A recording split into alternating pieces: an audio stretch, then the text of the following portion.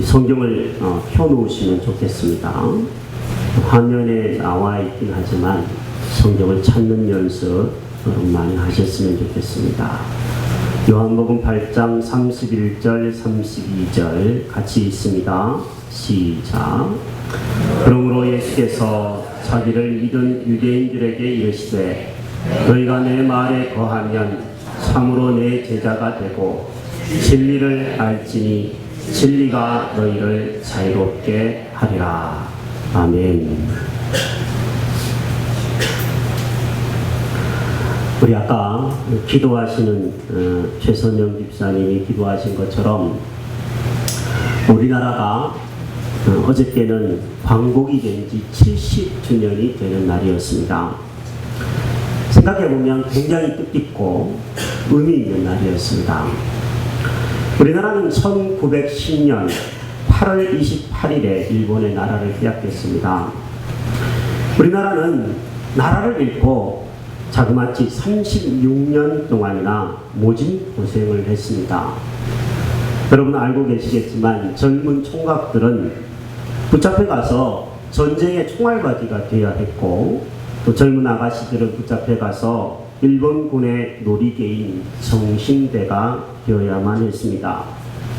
좀 건강한 남자들은 붙잡혀 가서 강제 노역에 시달려야만 했습니다.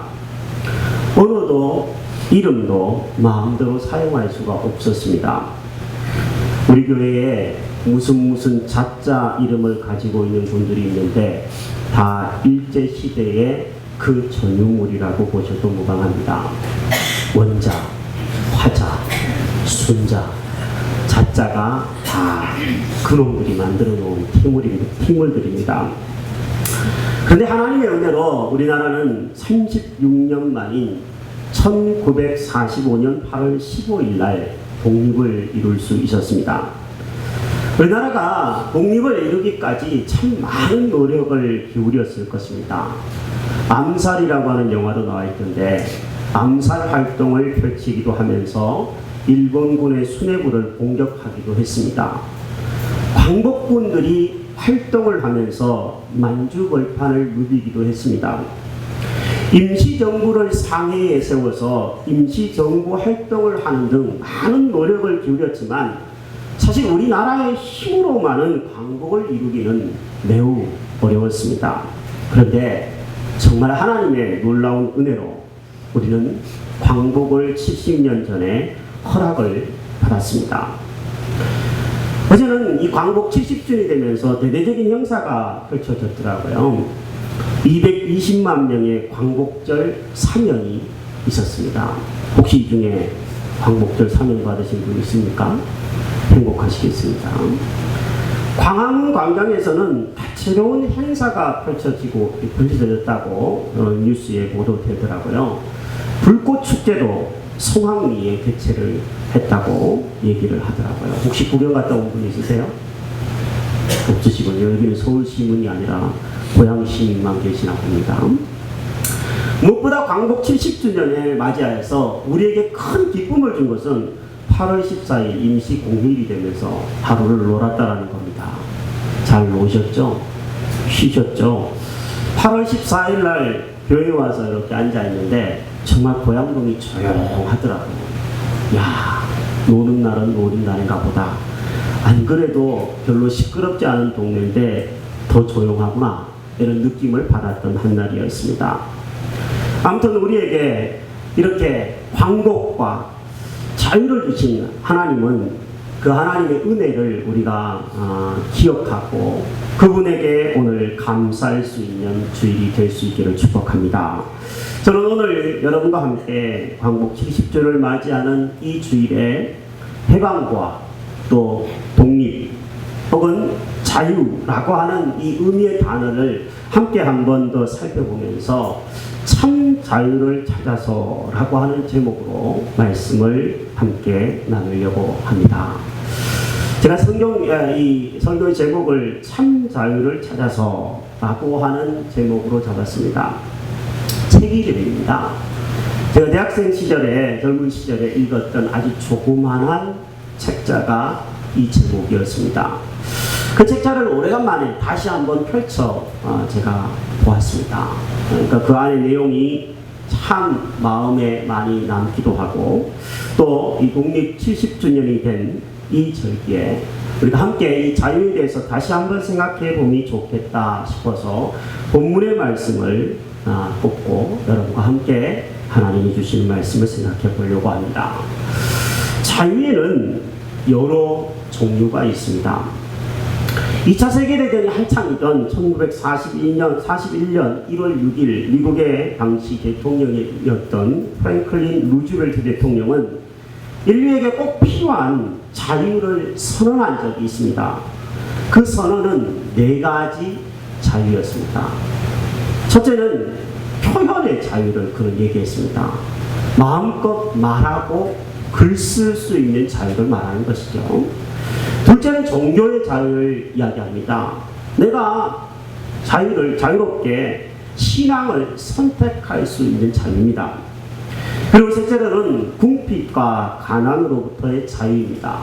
이 세상에서 서글픈 것 중에 하나가 배고픈 서글픔이죠. 거기서부터 자유로워야 된다라고 말했습니다.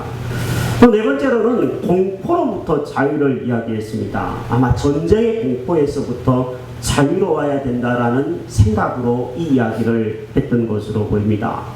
이렇게 프랭클린 루즈벨트는 4가지 자유를 선포하면서 미국은 이 4가지 자유를 마음껏 누릴 수 있는 나라로 만들겠다라고 자기가 공언했습니다. 여러분, 우리나라는 지금 자유민주주의 공화국입니다. 우리나라에는 제가 이 4가지 자유를 한번 생각해 보았어요. 이 4가지 자유가 대부분 있더라고요. 제가 대부분이라고 표현을 했습니다. 일단은 우리나라는 종교의 자유가 있는 나라입니다. 세계에서 몇 안 되는 다종교 국가입니다. 그런데 다른 나라들 보면 간혹 이슬람권의 국가들은 이슬람교와 기독교가 치열하게 싸우고 서로 폭탄을 던지고 총기를 난사하는 사례들이 비일비재합니다. 그런데 우리나라에는 여러 종교가 함께 어우러져 있음에도 불구하고 그래도 안전한 나라에 속합니다. 우리에게는 마음껏 자기의 신앙을 선택할 수 있는 종교의 자유가 있는 나라입니다.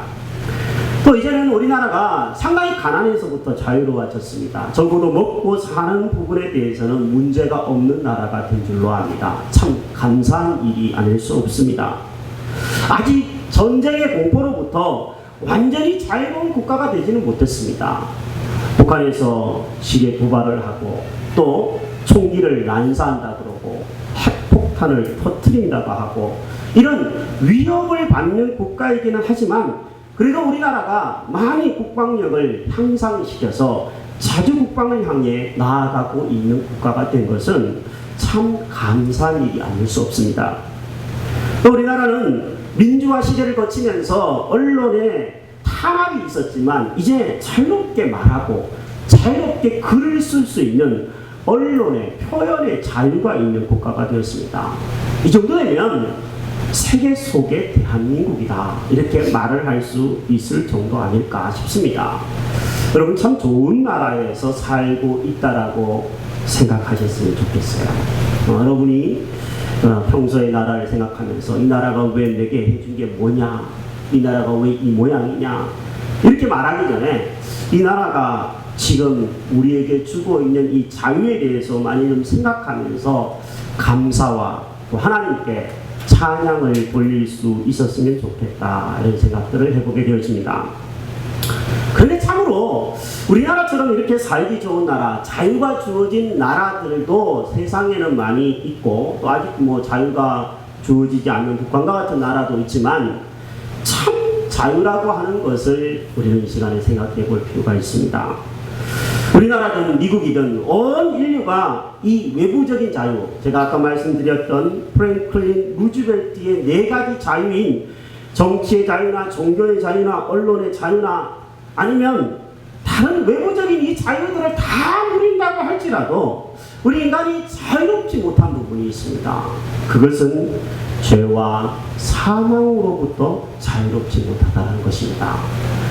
우리 인류는 죄 지은 사람이면 정말 그 죄 때문에 자유롭지 못한 인생을 살게 됩니다.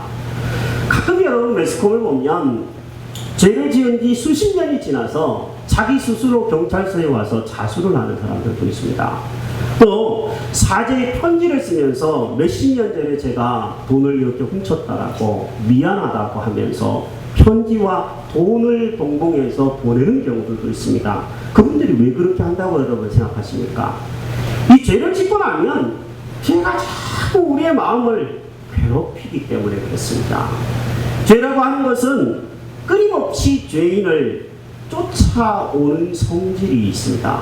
그러므로 죄와 사망에서 자유롭지 못하다면 그 모든 외부의 자유가 주어진다고 할지라도 참 자유를 누리면서 살지는 못하게 되어 있습니다. 그래서 성경은 이 참 자유에 대해서 우리에게 가르쳐주고 말씀하고 있습니다. 성경에서 자유라고 하는 단어를 제가 한번 헬라어 원문으로 한번 찾아보았습니다. 엘유테리아라고 하는 단어를 쓰고 있더라고요. 근데 이 단어를 언제 쓰느냐가 중요한데 성경에서 하나님의 말씀에서 엘유테리아라고 하는 이 자유를 사용하는 때는 세 군데에 있습니다. 먼저는 죄에서부터 자유한다. 그럴 때 쓰는 표현이고요.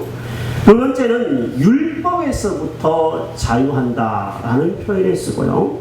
세 번째는 사망에서부터 자유한다. 이런 의미를 가질 때 자유라고 하는 단어를 사용하고 있더라고요. 그렇습니다. 온 인류는, 저와 여러분들을 포함한 온 인류는 죄 가운데에서 죄를 지을 수밖에 없는 죄의 종들입니다. 그래서 온 인류는 한 사람도 예외 없이 죽음을 경험할 수밖에 없습니다. 여러분도 저도 죄에서 자유롭지 못한 인간들이라고 말할 수 있습니다. 여러분 이번 한 주 어떠셨습니까? 휴가를 보내면서 또 쉼을 누리면서 학생들은 방학을 보내면서 여러분은 죄와 멀리 있는 사람이었습니까? 아니면 어쩔 수 없이 죄를 짓는 연약한 죄인들이었습니까? 저는 어쩔 수 없이 죄인이라는 것을 피부로 많이 느낄 수밖에 없습니다. 간혹 목사로서 강대상에 서서 하나님의 말씀을 전해야 될 때 이런 생각들을 할 때가 있습니다. 나 같은 죄인이 어떻게 하나님의 말씀을 전할 수 있을까? 뭐 이런 생각들을 하면서 부르르 떨 때가 사실은 있습니다. 우리는 어쩔 수 없는 죄인들입니다. 오늘 그래 보니까 죄를 이렇게 표현을 하고 있더라고요. 죄란 불과 같다. 그 사람의 인생을 태우고 망치게 된다. 죄란 녹과 같다. 그 사람을 아무런 쓸모없는 사람으로 부패시킨다. 죄란 마취제 같다. 그 사람의 양심을 마취시켜 버린다. 죄란 독과 같다. 그 사람을 병들어 죽게 한다. 죄란 검은 구름과 같다. 지금은 아니지만 곧 비를 내리게 한다. 죄란 썩은 사과 같다. 겉으로는 먹음직하나 깨물면 쓰다. 죄란 함정과 같다. 한 번 밟으면 떨어져 갇히게 된다. 죄란 화산과 같다. 언제 폭발할지 모른다. 죄란 필름과 같다. 육안으로는 보이지 않지만 현상하게 되면 다 나타난다. 죄란 마약과 같다. 한 번 습관에 들면 고치기 어렵다. 이렇게 쓰고 있더라고요. 인류가 이 죄와 사망으로부터 자유할 수 있는 길은 없을까요? 우리는 2차 세계대전을 기억합니다. 히틀러는 아우슈비츠 수용소에서 유태인 600만 명을 학살했습니다. 제가 인터넷에서 일부러 찾아보니까 이 600만 명이라고 하는 것은 유럽에 당시 존재했던 유태인들의 80%나 되었다라고 합니다. 18명을 죽였다는 얘기입니다. 정말 끔찍한 죄입니다. 일본 제국주의는 우리나라에 와서 중국에서 사람을 가지고 생체 실험을 하고 또 여성들을 성놀이개로 삼으면서 정신대로 학대하는 만행을 저질렀습니다. 지금도 사람 사는 세상이라면요, 2차 세계대전쯤은 아니지만 이 세상에는 이유 없는 폭력과 전쟁과 살인과 방화가 계속 이어지고 있습니다. 왜 이렇게 인간은 악하고 죄를 짓고 그러는 걸까요? 여러분과 저처럼 이렇게 주일날이면 예배를 드리러 교회에 앉아있는 우리는 괜찮을까요? 우리는 죄인이 아닐까요? 저는 그렇게 생각하지 않습니다. 우리도 기회가 주어진다면 얼마든지 그만큼은 아닐지 몰라도 죄를 지을 수 있는 죄인들입니다. 예수님은 그래서 요한복음 8장 34절에서 이렇게 말씀하셨습니다. 진실로 진실로 너희에게 이르노니 죄를 범하는 자마다 죄의 종이라. 저와 여러분들은 어쩔 수 없이 죄를 범하는 죄의 종인 줄로 압니다. 그렇다면 이 죄의 종노릇하고 죄의 억압 가운데에 빠져있는 우리에게 우리가 어떻게 해야 참 자유를 얻고 참 독립을 경험할 수 있을까요? 본문은 우리에게 두 가지를 이야기를 해주고 있습니다. 첫 번째로는 예수님이 하신 사역을 믿음으로 자유를 참으로 얻을 수 있다고 말씀하고 있습니다. 갈라디아서 5장 1절의 말씀은 이렇게 기록이 되어 있습니다. 그리스도께서 우리를 자유롭게 하려고 자유를 주셨으니 그러므로 굳건하게 서서 다시는 종의 멍에를 매지 말라.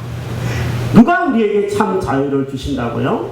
예수 그리스도께서 우리에게 참 자유를 주시려고 이 땅에 오셨다라고 성경은 분명히 말씀하고 있습니다.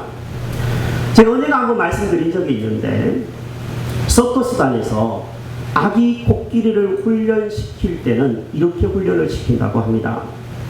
전에는 코끼리가 아주 덩치가 크잖아요.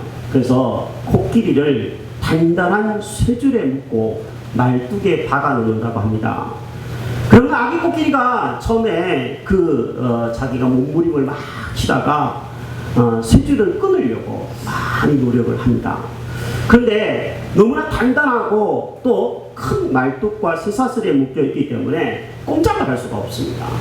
힘을 쓸 때면 더 아프고 더 힘이 들게 됩니다. 세월이 지나서 점점 이 아기 코끼리가 어른 코끼리가 되려고 하면 그 쇠말뚝과 쇠사슬을 점점점 줄인다고 합니다. 그리고 나중에는 아주 조그만한 나무 말뚝을 박아 놓아도 코끼리는 도망가지 않는데요. 왜 그러냐면 어릴 때부터 오랫동안 몸에 배어서 이 줄을 끊으려고 하는 순간 자기가 고통을 당한다는 것을 느꼈기 때문에 그 쇠사슬과 말뚝을 끊어내려고 하지 않는다는 겁니다. 이렇게 인간은 코끼리처럼요, 이렇게 죄와 사망으로부터 묶여서 자유롭지 못한 인생이었습니다. 그런데 예수님께서 2000년 전에 이 땅에 오셔서 우리의 온 인류의 죄악을 대신 짊어지시고 사망 권세를 깨뜨리시고 죽으실 뿐만 아니라 부활하셨습니다.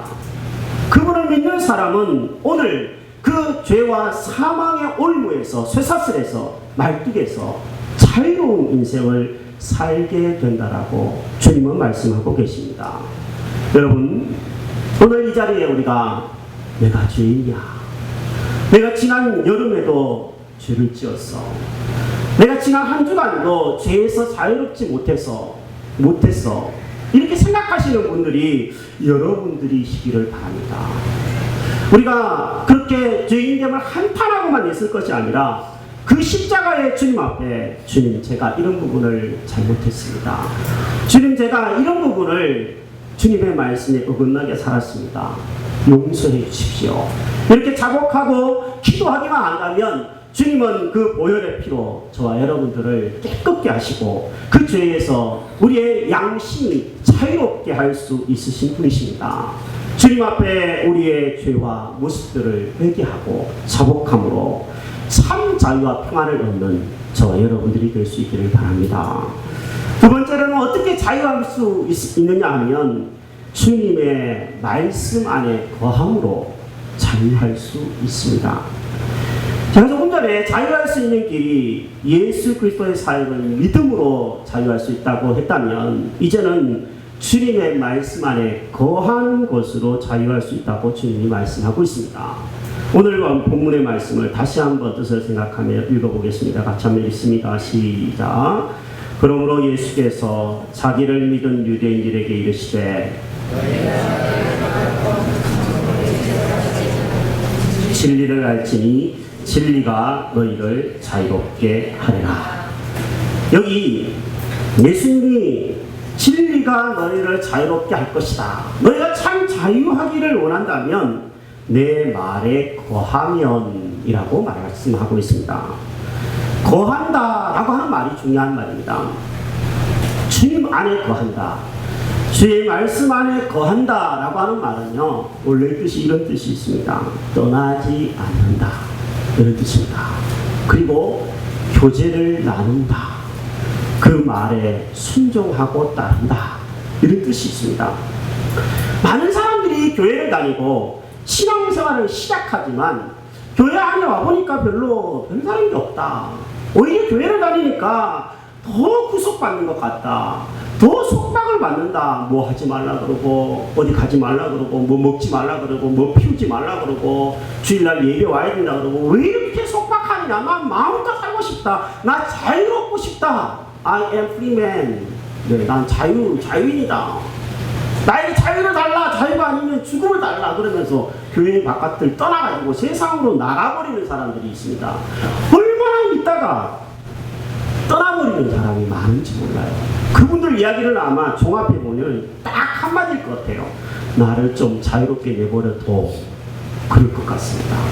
여러분 중에도 지금 이 자리에 앉아있는 것이 가시방석이고, 나 여기 안에 있으면 시원한 나무 그늘에 있고 계곡에 있을 텐데, 제주도에 더 머물다 올 텐데, 이렇게 생각하는 사람들이 여기 앉아있다면 여러분 위험한 경계선상에 있을지도 몰라요. 교회 다니는 것이, 예수 믿는 것이 구속입니까? 자유가 아니고 제한이고, 정말 죽기보다 못한데 내가 그래도 천국 가야 되니까 어쩔 수 없이 이 자리에 앉아있는 겁니까?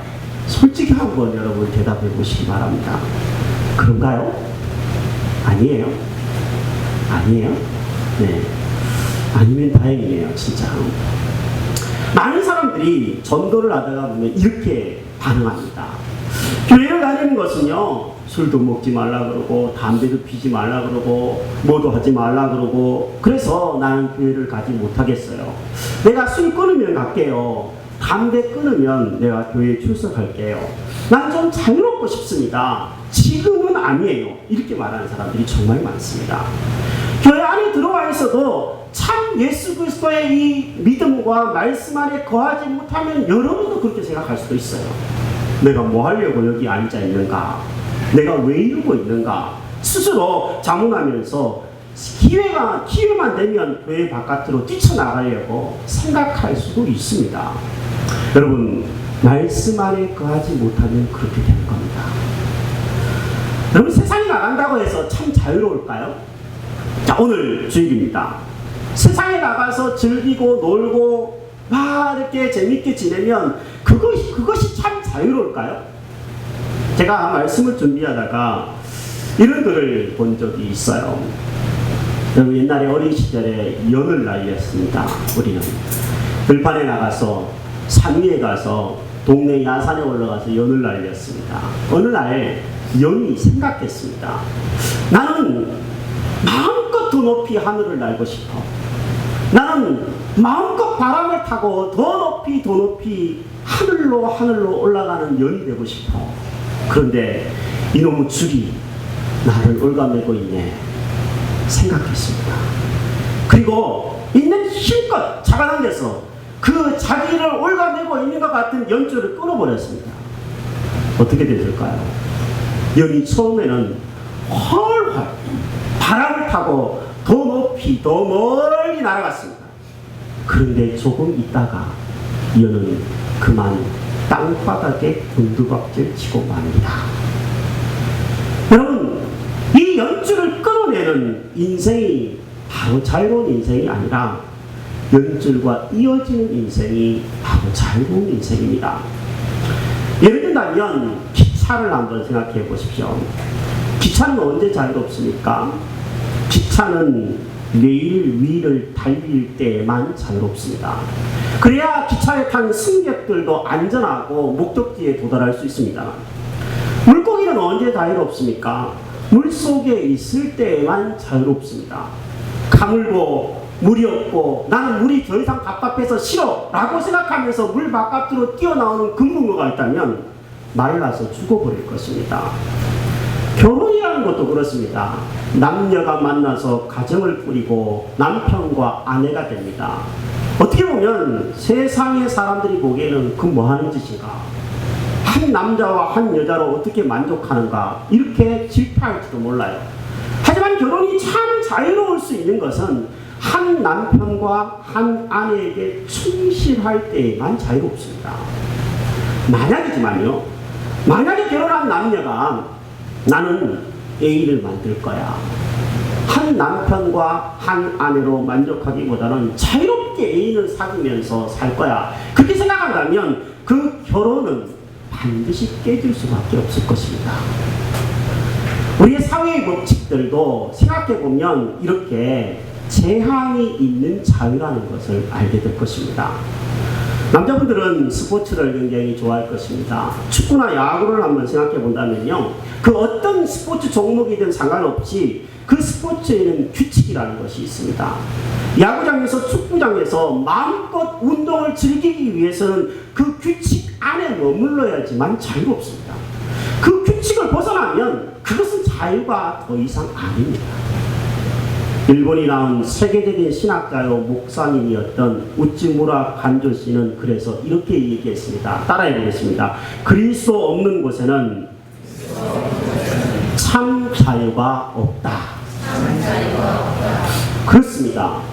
그리스도가 없는 인생은 영이 줄이 끊어진 것과 마찬가지고, 물고기가 물을 떠난 것과 마찬가지고, 기차가 레일을 벗어난 것과 다름이 없습니다. 우리가 예수님을 믿고 예수님 말씀 안에 거해야 되는 이유는 여기에 있습니다. 그 안에 머물고 예수님 안에 있고 예수님의 말씀 안에 거하려고 하고 그 말씀을 따라 순종하려고 할 때 거기에 질서가 정해지고 그 질서 안에서 우리는 자유를 경험할 수 있게 되는 줄로 압니다. 진리가 너희를 자유케 하리라. 이 문구 여러분 어디에서 많이 보셨습니까? 저는 도서관에서 많이 봤습니다. 대학교 도서관이나 아니면 학교 정문 같은데 이렇게 써 붙여놓은 것을 많이 보았습니다. 근데 이 말은 원래 성경의 이 말씀을 가지고 그렇게 써놓은 것이 아니에요. 그 사람들의 생각은 이런 생각인 것 같아요. 지식을 더 많이 쌓아야지만 조금 더 높은 지위나 물질을 얻을 수 있고 그래서 자유롭게 살 수 있다, 이렇게 생각하는 지극히 헬라적인 사고방식입니다. 근데 성경이 말하는 진리가 너희를 자유케 하리라, 이 말씀은 그런 뜻이 아니라 지식을 더 쌓아야 된다는 얘기가 아니라 성경을 더 많이 지식적으로 알아야 된다는 얘기가 아니에요. 하나님을, 예수님을 더 인격적으로 알고 교제하라라는 뜻입니다. 여러분, 우리가 알면 얼마나 알겠습니까? 저는 성경을 배우는 목사이지만 성경을 배우면 배울수록 잘 모르겠다, 이런 생각들이 들어요. 다만 성경을 실천하고 내가 그 성경과 교제하는 것이 하나님을 알아가는 비결이구나, 그렇게 생각하고 성경을 알아가려고 노력하고 있을 뿐입니다. 이것이 참된 자유를 누리는 비결입니다. 학생들은 이제 여름방학이 끝냈습니다. 이제 내일이나 모레부터 개학하죠. 맞죠? 이제 늦잠 자는 거 끝입니다. 네, 좋은 시절 다 갔습니다. 네, 아침에 이제 막 엄마랑 전쟁해야 됩니다. 성도님들도 이제 여름휴가 끝냈습니다. 휴가가 끝났는데도 불구하고 아직도 휴가 갈 생각을 하면서 뭔가를 찾아 나서고 있다면 세월을 잘 읽어야 합니다. 우리는 다시 일터로 복귀하고 다시 학교로 가야 합니다. 다시 하기 위해서는 우리가 성도로서 무장해야 될 부분들이 있습니다. 다시 말씀을 읽고 다시 말씀을 배우고 그 말씀대로 순종하고 실천하려고 노력할 때, 그럴 때 우리는 참 자유인으로서 살게 될 줄로 믿습니다. 오늘부터 로마서 성경 공부를 시작하는데 여러분 마음을 결심하셔서 함께 참여할 수 있는 은혜가 되기를 바랍니다. 제가 이 말씀을 준비하면서 인터넷을 한번 검색해 본 적이 있어요. 이 자유에 대해서 기사는 뭐라고 쓰고 있느냐 이렇게 검색을 해보다가 재미있는 기사를 하나 발견을 했어요. 제가 언젠가 한번 누구를 통해 들은 적이 있었는데 기사를 보니까 알겠더라고요. 박진영이라고 하는 가수의 기사가 나와 있더라고요. 박진영 씨 여러분 알고 계시죠? 네, 가수이자 제작자입니다. JYP라고 하는 엄청난 제작사를 꾸리고 있는 사람이죠.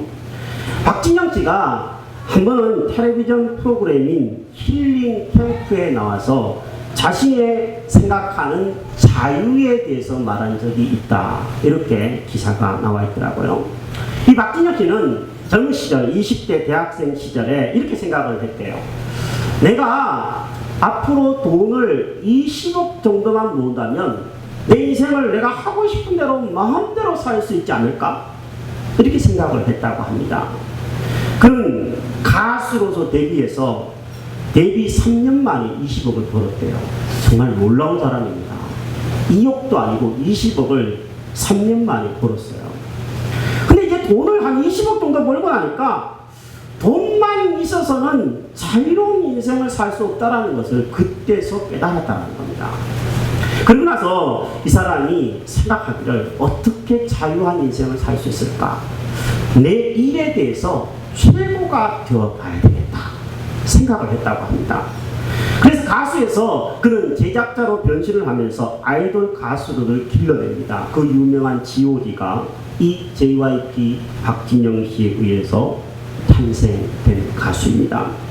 그리고 그는 아시아 작곡가로는 넘기 힘든 벽으로 일컬어지는 미국 진출에 성공해서 빌보드 차트 10위권에 진입하는 쾌거를 이루었다고 합니다.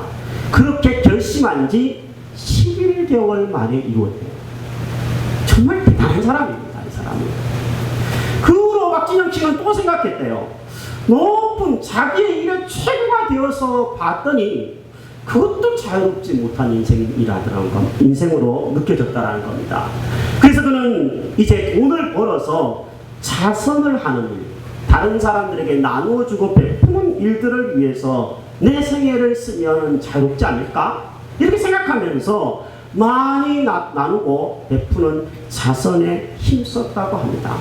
그런데 어느 날 그가 한번 생각해 봤대요. 내가 이렇게도 정말 성공적인 인생을 살 수 있게 된 이유가 뭘까를 생각해 봤다라는 겁니다. 그러면서 아무런 이유 없이 아무런 조건 없이 자기의 노력 없이 이룰 수 있었던 것들에 대해서 한번 써봤대요. 12가지를 그가 썼다고 그러는데 처음과 끝에 부분만 여러분에게 한번 나누어 드리려고 합니다. 첫 번째, 내가 아무런 조건 없이 노력 없이 이렇게 받은 것.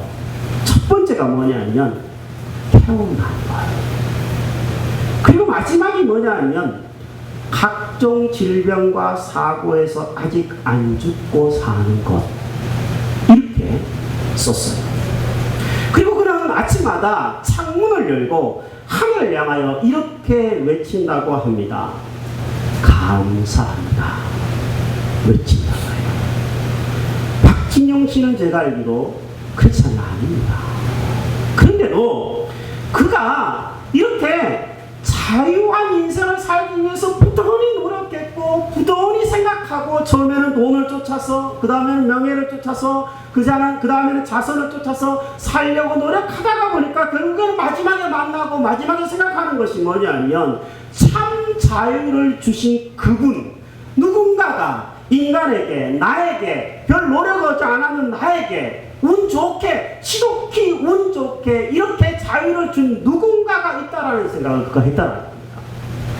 여러분, 누군가가 참 자유를 주지 않으면 그 자유는 자유가 될 수 없습니다. 여러분과 제가 예수 그리스도를 믿고 예수 그리스도의 말씀 안에 거하면 참 자유가 주어진다고 분명히 성경에 써 있고 지금도 그 자유를 누리는 많은 사람들이 있음에도 불구하고 이 자유를 누리지 못한다면 무슨 소용이 있겠습니까? 제가 아까 참 자유를 찾아서 라고 하는 책에 보니까 이런 글이 써 있더라고요. 자유라고 하는 것은 무질서가 아니다. 무책임도 아니다. 방종도 아니다. 이렇게 쓰고 왔더라고요. 내가 자유롭다고 해가지고 주일날 예배 오고 싶으면 오고 싫으면 안 오고 그건 자유로운 게 아닙니다. 이미 그 마음속에는 죄악이 들어가서 자유롭지 못한 겁니다. 쓰레기를 버리는 것도 마찬가지입니다. 사람들이 버린 사람이 없으니까 마음대로 버릴 수 있어요. 여러분 버려도 경찰이 경찰이 여러분 안 잡아갈 가능성이 더 많습니다. 그런데 여러분 참 지독히도 무서운 사실이 하나 있습니다. 외국인들에게 독도가 어느 나라 땅이냐고 물었습니다. 그랬더니 놀라운 대답을 했어요. 뭐라고 대답했는지 아십니까? 독도는 한국 땅인데 독도는 일본 땅이었으면 좋겠다라고 대답을 했어요. 왜 그런지 아세요? 우리나라가 너무 지저분하게 쓰레기를 버려서 일본 땅이 되면 독도가 깨끗할 것 같다고 대답을 했어요. 쓰레기를 버리는 건 자유일지 모르겠지만 쓰레기 계속 버리다가는 독도가 일본 땅으로 바뀌어질지도 몰라요. 여러분 내 마음대로 살고 싶다고 해가지고 쓰레기도 버리고 뭐 주일도 뭐 마음대로 어기고 예배 오고 싶으면 오고 안 오고 싶으면 안 오고 뭐 하고 싶은 대로 다 그게 자유가 아닙니다. 예수님이 안에서 예수님이 말씀하는 그 말씀의 범위 안에서 살아갈 때 우리가 참된 자유를 누릴 수 있고 아직도 자유롭지 못한 인생을 살고 있는 죄와 사망의 권세 아래 놓여져 있는 저들에게 독립을 선포하는 독립군으로서 쓰임받게 될 줄로 믿습니다. 저와 여러분들이 이런 은혜의 인생을 살게 되기를 주의 이름으로 축복합니다. 우리 죄에서 자유를 얻게 하면 이 찬송 함께 한번 드렸으면 좋겠습니다. 우리를 죄와 사망에서 자유하게 하시는 분은 오직 예수 그리스도의 보혈입니다. 그리고 그분의 말씀입니다. 그 예수 그리스도의 보혈을 믿고 그 말씀 안에 거함으로 참 자유를 누릴 뿐만 아니라 이 자유를 선포하고 나누어주는 사람들이 될 수 있기를 기도하면서 함께 한번 찬송 드리도록 하십시다. 박수하면서 한번 찬송합시다. 죄에서 자유를 얻게 하는 보혈의 능력 주의 보혈 시험을 이기는 승리가 참 놀라운 능력이로다. 육체의 능력을 이기는 보혈의 능력 주의 보혈 성결한 마음을 얻게 하니 참 놀라운 능력이로 문보다도 이게 밝히는 것보다도 이게 밝히는 것 보혈의 능력 주의 보혈 부정한 모든 것 밝히시니 참 놀라운 능력 구주의 복음을 전할 제목 구주의 복음을 전할 제목 보혈의 능력 주의 보혈 날마다 나에게 찬송하니 참 놀라운 능력이로다. 주의 보혈 능력이 또다. 주의 피 미루어 주의 보혈 그 어린 양의 매우 귀중한 피로 주의 보혈 능력이 또다. 보혈 능력이 또다. 주의 피 미루어 주의 보혈 그 어린 양의 매우 귀중한 피로 주의 보혈 천천히 주의 보혈 능력이 또다. 주의 피 미루어 주의 보혈 그 어린 양의 매우